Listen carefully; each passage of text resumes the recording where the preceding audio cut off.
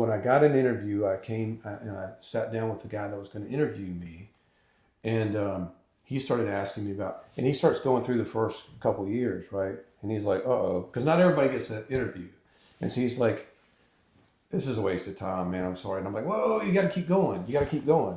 And he's like, "I'm sorry," and he starts to get up, and I'm like, "Look, man, just if you would keep going in my transcript, you'll get." And so he gets to the sort of to the back half or whatever, and he's like, "Wow, man, you really turned this around." And he goes, "Look, if I let this go the way it is, you're just going to get immediately rejected." So he takes me down to like the head of the whole department, and he goes, and he points it out to me. This is the dean of the law school. So he points out to the dean. He goes, "Look, when your staff sees this, they're going to see that this guy, started off weak but ended up strong. I need you to be able to get to this part. And so they make a note about it and all that, and then I leave, right?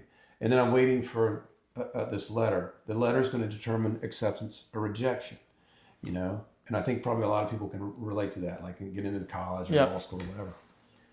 And so then I'm finished with school, and so I'm at my mom's house, and I'm waiting for this letter to come in, and I'm going every day to the mailbox, to the point where the mailman and I become sort of friends. He knows what I'm looking for. He knows I'm looking for a big letter instead of a little letter, a big envelope, and so finally the day comes, and I could see in his face he's